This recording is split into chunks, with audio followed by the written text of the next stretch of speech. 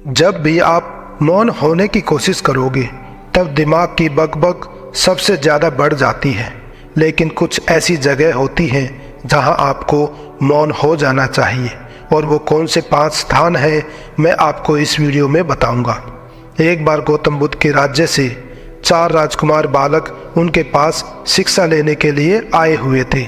गौतम बुद्ध ने अपने जीवन का एक अद्भुत अनुभव साझा करते हुए चारों राजकुमारों को बताया कि जब सत्य की खोज में कुछ साल बिताने के बाद भी मैं खुद को समझ नहीं पाया तो बहुत निराश हो गया था। फिर मैंने उपवास करने का संकल्प लिया और मैं भूखा प्यासा बस यूं ही बिना किसी मकसद के भटक रहा था। फिर गौतम बुद्ध ने बताया कि मैंने मौन रहकर भी देखा, मैंने व्रत करके भी देखा, लेकिन मौन रहते और उपवास करते जब कोई परिणाम नहीं निकला तो मैं अंदर से काफ़ी निराश हो गया था। कुछ समझ नहीं आ रहा था कि मैं आखिर करूं तो क्या करूं। बार बार मैं अकेला बैठकर रोया करता था। फिर एक दिन जब अंदर का घड़ा भर गया तो एक पहाड़ी पर पहुंच गया। मैंने सोचा कि क्यों ना मैं आत्महत्या कर लूं, और वहां पहुंचकर मैंने पाया कि मैं अंदर से कितना कमज़ोर हूं, और वहां पर मैं चीख चीख कर रोने लगा। आसमान में बिजली कड़क रही थी, तेज बारिश हो रही थी और मैं वहां पर जोर जोर से बस चीख रहा था। लेकिन अचानक कुछ ही समय बाद कुछ चमत्कारित घटित हुआ। अचानक मेरा मन एकदम शांत हो गया, और जिस आनंद को मैं मौन रहकर भी प्राप्त नहीं कर पाया वो मैंने चीख चीख कर प्राप्त कर लिया। और तब मुझे एक सीख मिली। मुझे पता चला कि केवल बाहर से मौन होने से कोई फायदा नहीं होता, हमें अपने अंदर से चुप होना पड़ता है। कई बार मन बहुत ज़्यादा तनाव से भर जाता है, मन एक अजीब से बोझ के नीचे दबा चला जाता है। ऐसी परिस्थिति में अगर आदमी चुप रहता है तो वो उस बोझ के नीचे दबता ही चला जाता है, उसका आंतरिक विकास नहीं हो पाएगा। ऐसी परिस्थिति में आदमी को चुप नहीं रहना चाहिए, उसे अपने मन का बोझ हल्का करना चाहिए, किसी अपने से मन की बात साझा कर लेनी चाहिए, और जब अंदर से मन खाली हो जाए तब मौन रहकर अभ्यास करना चाहिए। तब असली मौन का महत्व समझ में आता है। गौतम बुद्ध चारों कुमारों को उपदेश दे रहे थे। उनको बुद्ध के पास आए हुए अभी कुछ महीने ही हुए थे, और इतने ही दिनों में उनकी बुद्धि की वृद्धि बहुत ही ज़्यादा हो गई थी। उनकी अलग अलग कार्यशालाएं होती थी, जैसे कि तीरंदाजी, तलवारबाजी, धनुर्विद्या, और उसके बाद बुद्ध के उपदेश हुआ करते थे ताकि उनको सत्य धर्म का मार्ग भी पता चल सके। एक कुमार युवक ने बुद्ध से पूछा कि हे बुद्ध, आपने हमें ये तो बता दिया कि आपके मन का गड्ढा अगर भर जाए तो उसे खाली कर लेना चाहिए, और उसके लिए उस दर्द को चुप रहकर सहना नहीं है, बल्कि किसी अपने से बात करके अपने मन का बोझ हल्का कर लेना चाहिए। लेकिन आपने ये नहीं बताया कि किन परिस्थितियों में हमेशा चुप रहना चाहिए, किन जगहों पर आदमी को चुप रहने से ही फायदा होता है। उसके बाद महात्मा बुद्ध ने उन चारों कुमारों को एक संकल्प लेने के लिए कहा कि तुम्हें 2 दिनों तक मौन रहना है। जब तुम 2 दिनों तक चुप रहोगे तब तुम वो समझ पाओगे जो मैं तुम्हें बताना चाहता हूँ। लेकिन ये जरूर याद रखना, चुप रहने का संकल्प सिर्फ तुम्हें पता होना चाहिए, किसी और को नहीं बताना कि तुमने चुप रहने का संकल्प ले रखा है। 2 दिनों तक चुप रहने का संकल्प लेकर वो वापस अपने आश्रम में लौट आते हैं, लेकिन अगली सुबह आश्रम में आयुर्वेदिक खान पान पर विद्यार्थियों में तर्क वितर्क होने वाला था, जिसमें चारों कुमार युवकों ने भी हिस्सा लिया हुआ था। चर्चा शुरू हो चुकी थी, लेकिन कुमार युवकों ने तो चुप रहने का संकल्प ले रखा था। महात्मा बुद्ध की वो चेतावनी उन सबको अच्छी तरह से याद थी कि 2 दिनों तक बिल्कुल चुप रहना है। आश्रम के विद्यार्थियों के साथ वहाँ पर आचार्यगण भी मौजूद थे। सभी ने सोचा कि चारों कुमार युवकों के पास कोई उत्तर नहीं है, वो बिल्कुल तर्कहीन और बुद्धिहीन हैं। पूरे आश्रम में चर्चा चल रही थी कि ऐसे कुमार युवक भला राज्य को कैसे संभाल पाएंगे। कुमार युवकों का सहपाठी भी उनके मुंह पर ही उनका मजाक बनाने लगा। एक विद्यार्थी ने तो बड़ी ही अकड़ के साथ उन चारों का रास्ता रोक लिया और बोला कि ये मत समझ लेना कि तुम हमसे किसी चीज़ में बेहतर हो। तुम राजा के बेटे हो, बस यही है तुम्हारी एक उपलब्धि। और भला ये भी कोई उपलब्धि है? जब इस तरह की आलोचना उनको सहनी पड़ी तो उनके मन में पीड़ा उठने लगी। उन्हें समझ नहीं आ रहा था उन्होंने चुप रहने का संकल्प आखिर क्यों ले लिया। अब आलोचनाओं का जब उन्होंने कोई जवाब नहीं दिया तो इससे सब लोग उन्हें कायर भी समझने लगे। अब वो करे तो क्या करें, किसी को बता भी नहीं सकते कि उन्होंने चुप रहने का संकल्प ले रखा है। रात का भोजन करने के बाद बिस्तर में लेटे हुए चारों युवक आज दिन के बारे में सोच रहे थे। अगली सुबह तलवारबाजी और धनुर्विद्या की प्रतियोगिता होने वाली थी। तेज चलती हुई हवा के बीच रस्सियों से लटक रही मटकियों को निशाना बनाना था। जब पहले कुमार युवक ने मटकी को निशाना साधना शुरू किया तो उसके मन में यही विचार चल रहे थे कि हवा की गति कैसे बदल रही है। अगर वो हवा की गति के साथ अपने तीर की गति का संतुलन बना लेता है तो वो ये प्रतियोगिता जीत सकता है। ये विचार उसके मन में धनुर्विद्या का अभ्यास करते हुए आज से पहले कभी नहीं आया था। ये विचार बिल्कुल नया था और अपने लक्ष्य का सही भेदन करके उसने वो प्रतियोगिता जीत भी ली। विद्यार्थियों और आचार्यगणों के बीच फिर से चर्चा होने लगी कि चाहे तर्क शक्ति ना हो लेकिन ये युवक धनुर्विद्या में बहुत अच्छे हैं। आज की रात उन्हें बड़ी चैन की नींद आई और सुबह होते ही वो गौतम बुद्ध के पास पहुंच गए। वो 2 दिनों के अपने चुप रहने के अनुभवों को बताने के लिए बड़े ही उतावले हो रहे थे। सबसे पहले कुमार युवक से बुद्ध ने पूछा कि तुम्हारा अनुभव कैसा रहा।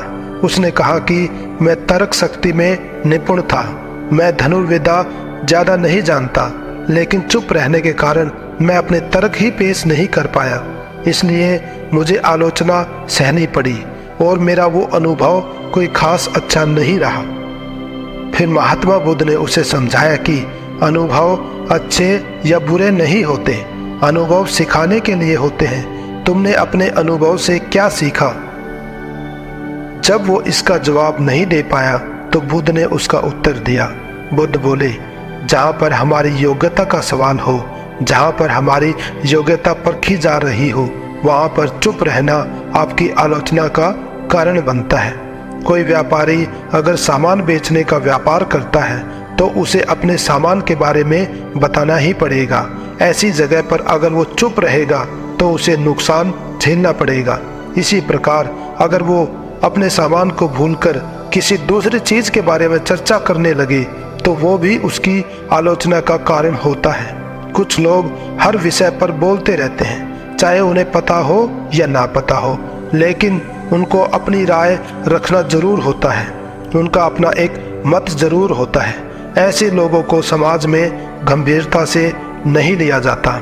इसलिए उसी विषय पर बोलो जिस पर तुम्हें ज्ञान हो और अनुभव भी हो। सिर्फ ज्ञान नहीं, ज्ञान और अनुभव जब दोनों मिलते हैं तभी ज्ञान परिपूर्ण होता है। फिर महात्मा बुद्ध बोले, एक बात तो अच्छी हुई है, हमें ये पता चल गया कि तुम तर्क शक्ति में अच्छे हो, वही तुम्हारा हुनर है। पहले तुम्हें कभी अपने इस हुनर पर ध्यान नहीं दिया होगा, लेकिन चुप रहने से तुम्हें अपने अंदर के हुनर का पता चल जाता है। जो लोग लक्ष्यहीन होकर जीवन भर भटकते रहते हैं, ऐसे लोगों को कुछ समय के लिए चुप रहकर जरूर देखना चाहिए। फिर दूसरे कुमार युवक से बुद्ध ने पूछा कि तुम्हारा अनुभव कैसा रहा।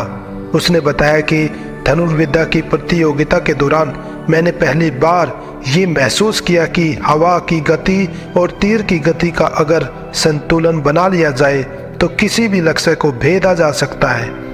2 दिनों तक चुप रहकर मैं उन बारीकियों को समझने लगा हूँ जिनको आज तक मैं नज़रअंदाज करता रहा। बुद्ध बोले, जिस प्रकार हवा की गति और तीर की गति में संतुलन जरूरी होता है, उसी प्रकार सांसारिक जीवन में अपना लक्ष्य प्राप्त करने के लिए आपको आध्यात्मिक और सांसारिक जीवन में संतुलन स्थापित करना होगा।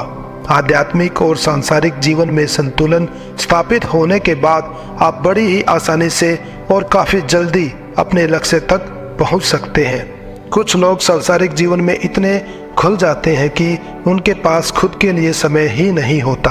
वो अपने परिवार को समय देते हैं, अपने काम को समय देते हैं, लेकिन जब खुद की बात आती है तो खुद को समय नहीं देते और इसलिए उनका आध्यात्मिक विकास नहीं हो पाता। और ऐसे लोग चाहे पारिवारिक सुख या फिर धन संपदा कुछ भी हासिल कर ले, लेकिन अपनी आंतरिक शांति को अनुभव नहीं कर पाते। चारों युवकों को बुद्ध ने चेतावनी देते हुए कहा कि कल को तुम्हारा जीवन राज्य के लिए समर्पित हो जाएगा। तुम एक अच्छे राजा बनने के लिए तैयार हो जाओ। प्रजा पर अच्छी तरह शासन करने के लिए इन 5 जगहों पर हमेशा चुप रहना। अगर इन 5 स्थानों पर चुप रहना सीख गए और इसका अभ्यास कर लिया तो तुम्हें लंबे समय तक शासन कर पाओगे और तुम्हें उसमें कोई परेशानी नहीं होगी। प्रजा में और घर गृहस्थी में हमेशा शांति बनी रहेगी। बुद्ध ने सबसे पहले बताया कि जब तक तुम अपने संकल्प पूरी तरह आत्ममंथन के साथ अपने मन में कोई बात न ठान लो, तब तक किसी को मत बताना। कई बार मनुष्य के जीवन में ऐसा समय आता है जब उसकी वैचारिक उलझन ज्यादा हो जाती है, समझ में नहीं आता कि समस्या कैसे हल करनी चाहिए। ऐसे समय पर चुप रहकर अपने मन को स्पष्ट करो, उसे साफ करो। किसी बात को लेकर किसी से विचार विमर्श भी करना है तो ये मत बताना कि ये समस्या तुम्हारे साथ है, बल्कि किसी और का जिक्र करके विचार विमर्श कर सकते हो। फिर बुद्ध ने कहा कि तुम होने वाले राजा हो। अगर तुम्हारी कमजोर कड़ियां किसी के पकड़ में आ गई तो इससे पूरे राज्य का कार्यभार प्रभावित होने का खतरा रहता है। अपने रहस्य सिर्फ अपने तक ही सीमित रखो, लेकिन सिर्फ तब तक जब तक वो तुम्हारे ऊपर बोझ न बन जाए। अगर तुम्हारे ऊपर वो बोझ बन रहे हैं और तुम्हारे पास उनका कोई हल नहीं है तो उसे अपने प्रियजनों से साझा करने में कोई समस्या नहीं होनी चाहिए। दूसरी जगह है जहाँ चुप रहने में ही फायदा होता है, वो है जब तुम्हारे 2 करीबियों का झगड़ा हो रहा हो तो उसमें किसी एक का पक्ष लेना हमेशा तुम्हें हानि पहुंचाएगा। इसका मतलब यह नहीं है कि हम अन्याय का विरोध ना करें। अगर हम अन्याय होने वाली जगह पर चुप रहेंगे तो लोग हमें कायर समझेंगे, लेकिन असली दुनिया में चीजें इतनी साफ और स्पष्ट नहीं होती है। इसलिए इंसान को हमेशा अपनी बुद्धि का इस्तेमाल करना चाहिए। बुद्धिमानी अपनी चरम सीमा पर तभी काम करती है जब आप चुप रहकर एक ही विषय पर अपना पूरा ध्यान केंद्रित कर देते। तीसरी जगह जहाँ मनुष्य को चुप रहना चाहिए वो ये है जब वो किसी गहन विषय पर अध्ययन कर रहा हो, कोई ऐसी समस्या सुलझा रहा हो जो कि बहुत कठिन हो या फिर उलझनों से भरी हुई हो। कठिन से कठिन और उलझन भरा हुआ काम तभी सफल हो सकता है जब शांत रहकर बिल्कुल चुप होकर पूरे दिमाग से उसी समस्या के बारे में सोचा जाए। सही समय पर सही बात बोलना और व्यर्थ की बातों में ना पड़कर चुप रहना, ये 2 सिद्धांत जो आदमी अपने जीवन में उतार लेता है उसकी प्रतिष्ठा चारों ओर फैल जाती है। चौथी जगह जहां आदमी को चुप रहना चाहिए वो जगह है खाते वक्त। भोजन करते वक्त अगर आप मौन रहकर भोजन करते हैं तो आप खाने का पूरा स्वाद लेकर खाते हैं और इसी वजह से आपका खाना जल्दी हजम हो जाता है। जब आप चुप रहकर पूरा ध्यान भोजन पर केंद्रित करके भोजन करते हैं तो ऐसी परिस्थिति में आपका शरीर अपने आप ऐसे रसायन छोड़ता है जो खाने को जल्दी पचा देते हैं। और खाना अगर सही से पच रहा है, पाचन क्रिया सही से काम कर रही है तो आपके शरीर में कोई बीमारी नहीं हो सकती, आप हमेशा स्वस्थ रहेंगे। आखिरी और सबसे जरूरी जगह जहां आपको किसी भी कीमत पर हमेशा चुप रहना है और वो है जब तक आपका कार्य पूर्ण ना हो जाए उस कार्य के बारे में किसी दूसरे को नहीं बताना। किसी भी काम को पूरा होने के बाद ही आप किसी को बता सकते हो। अपना उपदेश खत्म करके बुद्ध बोले कि अब तुम्हें चुप रहने के सारे फायदे पता चल चुके हैं, साथ ही तुम्हें यह भी पता चल चुका है कि किन जगहों पर चुप रहना आवश्यक है। और किन जगहों पर बोलना जरूरी होता है। इन बातों का पालन करके तुम एक अच्छा जीवन जी सकते हो। अपनी प्रजा के प्रति जो तुम्हारा कर्तव्य है वो अच्छी तरह से निभा सकते हो। दोस्तों, ठीक इन 5 तरीकों का प्रयोग करके हम अपने जीवन में हर वो सफलता पा सकते हैं जो हम पाना चाहते हैं। हम अपने भीतर से एकदम शांत हो सकते हैं। चुप रहने का मतलब सिर्फ मुंह से नहीं बोलना होता।